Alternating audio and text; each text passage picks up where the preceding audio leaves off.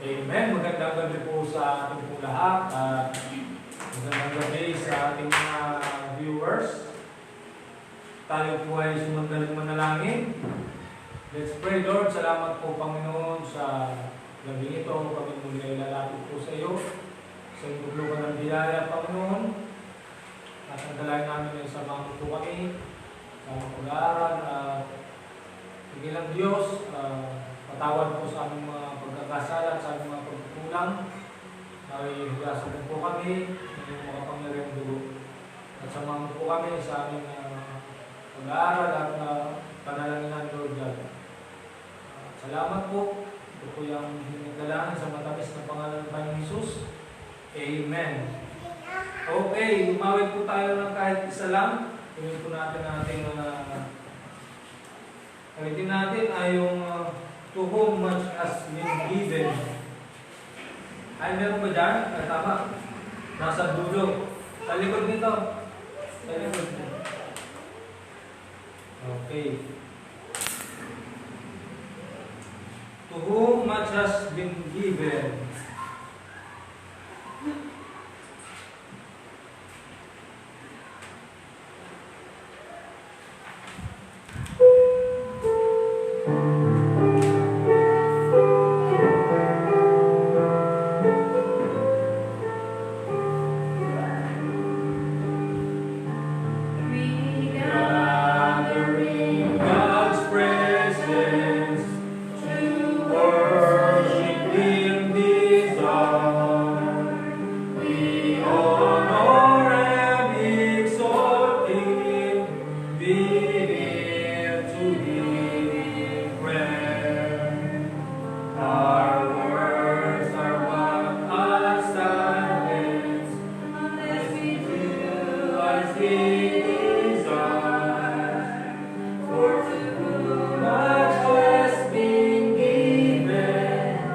Much more shall be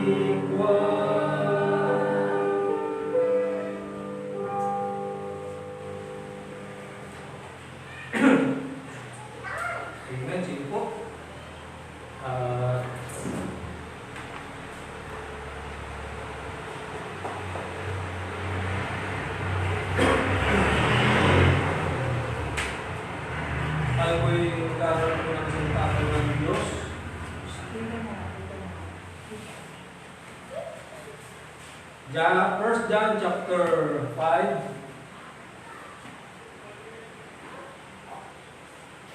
1 John chapter 5 verse 13 hanggang 21. Babasahin ko po at pakisundan na lamang po ng inyong mga paningin. Sabi po dito, "These things have I written unto you that believe on the name of the Son of God, that ye may know that ye have eternal life, and that ye may believe on the name of the Son of God. And this is the confidence that we have in Him, that if we ask anything according to His will, He heareth us. And if we know that He hear us, whatsoever we ask, we know that we have the petition that we desire of Him. Any man see his brother sin of a sin which is not unto death, we shall ask, and He shall give him life for them that sin not unto death. There is a sin unto death. I do not say that ye shall pray for it. All unrighteousness is sin, and there is a sin not unto death. We know that whosoever is born of God is sinneth not, but he that is begotten of God keepeth himself, and that wicked one toucheth him not. And we know that we are of God, and the whole world lieth in wickedness. And we know that the Son of God is come, and hath given us an understanding, that we may know Him that is true, and we are in Him that is true, even in His Son Jesus Christ. This is the true God and eternal life. Little children, keep yourselves from idols. Amen. Tayo po sa pagdaling manalangin, Lord. Salamat po, Panginoon, sa aming pinabasa. Samahan mo po kami na ito aming mapagdulayan. Samahan mo po kami na ito aming mapag-aralan. Samahan mo po rin kami, Panginoon, sa aming oras ng panalangin ng Lord God. Maraming salamat po. In Jesus' name, Amen. So, ang title po ay Certainties of Faith, o yung kasiguraduhan ng ating pananampalataya, o kasiguraduhan ng pananampalataya. So, dun sa binasa natin ay sabi niya, "These things have I written unto you." Itong bagay na ito ay sinulat ko sa iyo, that believe on the name of the Lord Jesus, believe on the name of the Son of God, that ye may know that ye have eternal life, and that ye may believe on the name of the Son of God. So, alam niyo po ba, maraming tao pa rin ngayon na hindi pa rin sila sure kung totoo nga ba yung kaligtasan, or kung totoo nga ba yung assurance of salvation, or kung totoo bang 100% ay ligtas ka. So, nung nakaraan, nag-live ako sa YouTube, merong isang viewers po doon na sabi niya, wala namang nakakasigurado kung totoong ligtas ka ba talaga.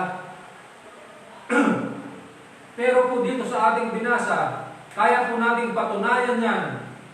Kaya nga ang title ay Certainties of Faith. Kung ikaw ay siguradong nananampalataya ka sa Panginoong Kristo, number 1, ay makikita natin dito yung assurance of salvation. Merong mga tao na nagsasabi na wala namang nakakaalam kung sino talagang maliligtas. So, alam niyo po ang Panginoong Kristo ay, o ang Diyos ay ginawa na ang lahat para ang tao ay maligtas. Amen? Ginawa ng lahat ng Diyos para ang tao ay walang may dahilan sa Kanya. Ibinigay ng Ama ang Kanyang bugtong na anak para mamatay sa krus ng Kalbaryo, para tubusin tayo sa ating mga kasalanan. At kung yun ay sasampalatayanan mo, magkakaroon ka ng buhay na walang hanggan sa langit. Totoo po yan dahil ang Diyos po ang nagsalita po niyan. Sabi ni Apostle John po dito, siya pong nagsulat dito, sabi niya, "These things have I written unto you." Itong bagay na ito ay sinulat ko sa iyo. So sinulat ni Apostle John No, para magkaroon tayo ng kasiguraduhan dahil maraming tao ay hindi sigurado, no, sa langit na bayan. Pero kung ikaw ay may pananampalataya, alam mo sa sarili mo na ikaw ay nananampalataya sa Panginoon, panghawakan mo ang salita ng Diyos. No? Ang panghawakan mo ang salita ng Diyos dahil totoo ang salita ng Diyos, ang Diyos ay tapat sa kanyang pangako. Hindi siya pwedeng magsinungaling, hindi niya pwedeng baliin yung kanyang salita. Amen? So sabi dito, verse 13, "These things have I written unto you."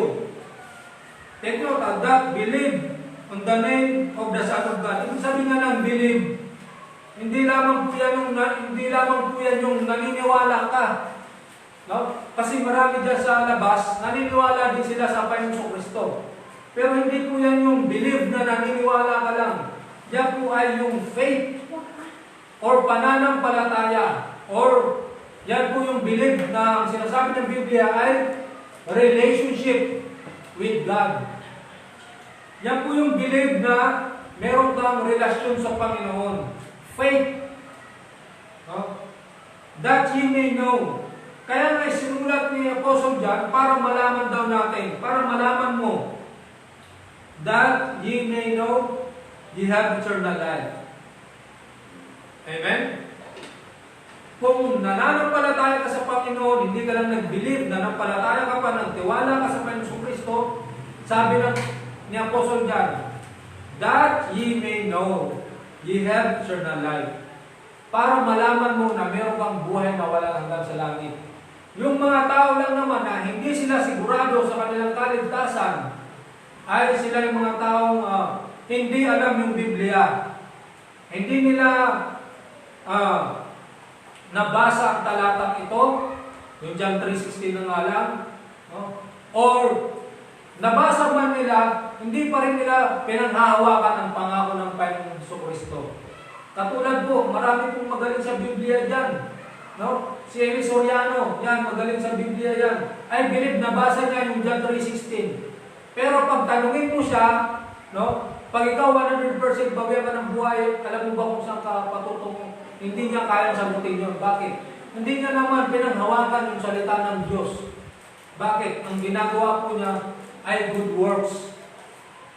Hindi po tayo maliligtas ng good works po natin. No? Yung good works po ay bunga yan ng pananampalataya po natin. Hindi po tayo gagawa ng good works para maligtas po tayo. Dahil ang salvation, kaligtasan, ay regalo po ay walang bayan. No? That ye may know that ye have eternal life, and that ye may believe on the name of the Son of God. So napakalinaw. Ito po yung assurance of salvation po natin. Kung alam mo sa sarili mo, nananampalataya ka sa Panginoon, panghawakan mo, mayroong kang buhay na walang hanggan. Yun yung sinabi po niya. Once saved, always saved. Marami pong tao hindi naniniwala po dyan. Once saved, always saved. Kaya kong patunayan po sa inyo, once saved, always saved. No? John chapter 10. John chapter 10, verse 28. No? 27 and 28 hanggang 29. This is the assurance of salvation. Once saved, always saved. Ano sabi niya? My sheep hear my voice, and I know them, and they follow me. So yung kinakausap dito ng Panginoong Kristo, yung kanyang sheep o yung kanyang tupa, yung kanyang yung followers niya, yung mananampalataya. Kung hindi ka mananampalataya ng Panginoong Kristo, kung hindi ka tumanggap sa Panginoon bilang kanyang Diyos at tagapagligtas, hindi po para sa iyo ang mensaheng ito. Pero kung ikaw tumanggap na nampalataya sa Panginoon ng buong puso, para sa iyo ang mensaheng ito, John chapter 10, verse 27 and 28, 29, anong sabi ng Biblia? My sheep hear my voice, and I know them. Yung tupa ng Diyos ay naririnig yun ng Diyos. Kung ano yung tupa niya, naririnig yun, tinig doon, no? My sheep hear my voice. Yung tupa ng Panginoong Kristo, naririnig yung boses niya. At sabi ng Panginoon, and I know them, and they follow me. So So, kilala ng Panginoon kung sino yung nasa Kanya at ito ay sumusunod sa Kanya. Verse 28, sabi niya, and I give unto them eternal life. Binigyan ng Panginoong Kristo ng buhay na walang hanggan. Itong kanyang sheep, kanyang tupa, yung kanyang followers, yung mananampalataya. At anong sabi niya? And they shall never perish. No, napakalinaw. Verse 28. And I give unto them eternal life. Kung sino yung tupa ng Diyos, binigyan niya ng buhay na walang hanggan. At anong sabi niya? And they shall never perish. Hindi siya mapapahamak kailanman. Ibig sabihin po niyan, hindi siya mapapahamak sa impyerno, sa buhay na walang hanggang kapamakan sa impyerno. Hindi po yan physical death. Hindi po yan yung kapamakan physical. Dahil anytime ako, pwede akong mamatay, bawal ng buhay. Pwede akong maaksidente, pwede akong mabaril, pwede akong magkasakit. Ito ay repairing doon sa spiritual na buhay po natin or sa kaluluwa po ng tao. No? And I give unto them eternal life, and they shall never perish. No? Neither shall any man pluck them out of my hand. So sinabi ng Panginoong Kristo, walang sino mang makakakuha sa kamay niya. Hawak ng Panginoong Kristo sa kanyang kamay yung kanyang mga tupa, yung believers, yung mananampalataya, yung tumanggap sa Panginoon. Alam natin ang Panginoong Kristo ay Diyos, makapangyarihan sa lahat. Never maaalis dyan. Never maaalis yung mga mananampalataya sa kanyang kamay. Once saved, always saved. Verse 29. My Father which gave them me is greater than all. And no man is able to pluck them out of my Father's hand. Walang sino man makakakuha sa kamay ng Ama. Yung mga mananampalataya doon, hindi kailanman mawawala sa kamay ng Ama sa kamay ng Diyos na nasa langit. Yan po yung assurance of salvation. Once saved, always saved. Kung ayaw nung sa paniwalaan yan, wala po tayong magagawa dyan, pero ang nagsasalita po dyan, si Jesus Christ, at pinapaniwalaan po yan salita po ng Diyos. Once saved, always saved. Huh? Ang Panginoong Kristo, ang Diyos, hindi po siya hatag-bawi. No, binigay ko yung buhay na wala hanggan, and yet nagkasalat ka, ay babawin ulit sa'yo. Hindi po ganun ang Diyos. No? Anong sabi ng Diyos? No? God is not willing that any man should perish. Ayaw nga ng Panginoong Kristo na meron mang mapapahamak sa impyerno, and then kung nagkasala ka, bibitawan niya agad. Kukunin niya ulit yung buhay na walang na ibinigay sa iyo. Hindi po ganun ng Panginoon. Amen? Assurance of salvation.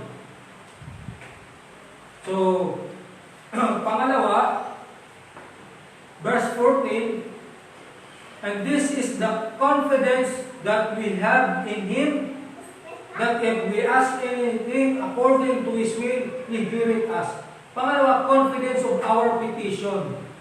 So, nandun yung confidence natin sa paghingi, ano man ang ating request sa Panginoon. Bakit? No? And if we know that He hear us, whatsoever we ask, we know that we have the petition that we desire of Him. So, nandun yung confidence po natin sa paghingi po natin sa ating Diyos na nasa langit. Bakit? Anak niya po tayo eh. No? Bukas ang Panginoong Kristo, bukas ang Diyos sa ating mga kahilingan. No? Nandun yung confidence po natin para humingi sa ating Panginoon.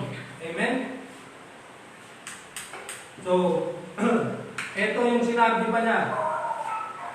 If any man see his brother sin, a sin which is not unto death. No? Merong kasalanan na hindi unto death, meron din kasalanan na unto death.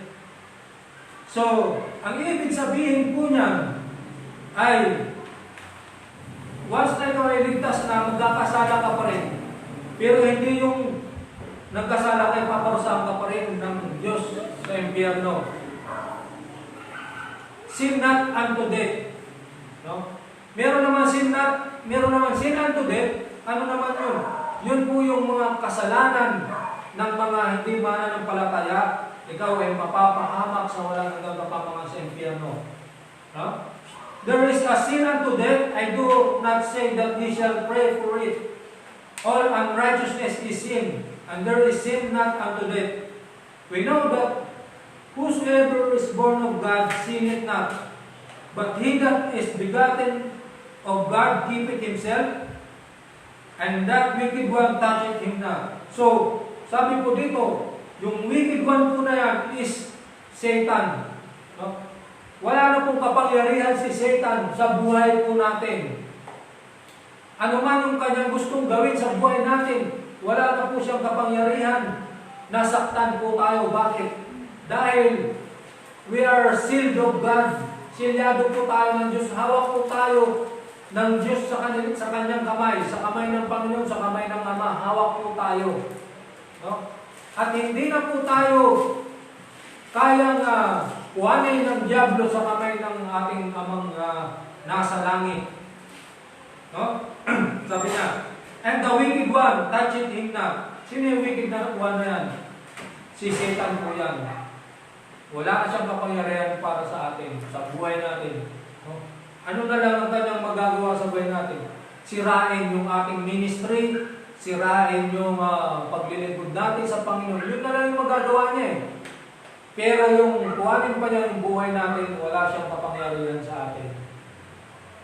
No? So, verse 19,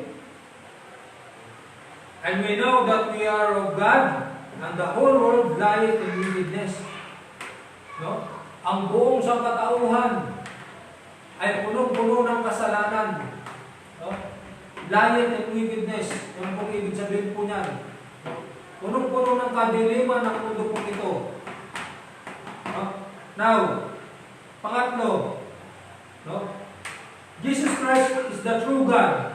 Verse 20, and we know that the Son of God is come, and hath given us an understanding, that we may know Him that is true, and we are in Him that is true, even in His Son Jesus Christ.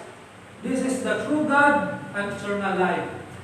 So, meron pong mga tao, reliyon, na hindi po sila naniniwala na ang Kristo ay Diyos, pero napakalinaw po dito sa ating pong binasa, no? 1 John chapter 5 verse 20. This is the true God and eternal life, Jesus Christ. No? Kung nagbabasa ka ng King James Version at hindi mo pinaniniwalaan yung verse 20 na yan ng 1 John chapter 5, no, meron pong mali po sa iyo. Merong mali sa iyo. Parang pinipili mo lang yung versikulo na pabor doon sa hindi pagka-Diyos ng Panginoong Kristo.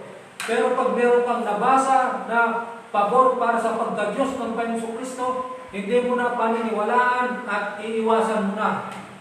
Parang sinabi mong mali ng Biblia. Pag mali yung Biblia, lahat mali na yan. Parang sinabi mong ganun. So, number 1, assurance of salvation, confidence of our petition. No, Jesus Christ is the true God. No? Naniniwala, we believe that the Bible is teaching the Trinity. God the Father, God the Son, God the Holy Spirit. No? And these three are one. No? So, makikita po natin yan sa Biblia, mababasa po natin yan. Mababasa natin yan sa Old Testament na there is one God. No? But there is three persons in Godhead. No? The triune God, God the Father, God the Son, God the Holy Spirit. So yan po ang tinuturo ng Biblia. No? And we know that the Son of God is come. So ang anak ng Diyos ay naparito sa lupa and had given us understanding. Binigyan tayo ng pang-unawa that we may know Him that is true. Para malaman natin kung sino ba ang Panginoong Kristo. No? Basahin natin ang Biblia at malalaman natin kung sino ba ang Panginoong Kristo. He is the image of the invisible God. No? Basahin po natin yan sa Book of Colossians.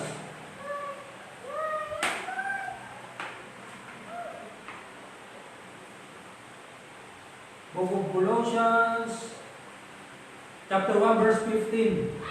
Who is the image of the invisible God, the firstborn of every creature? No?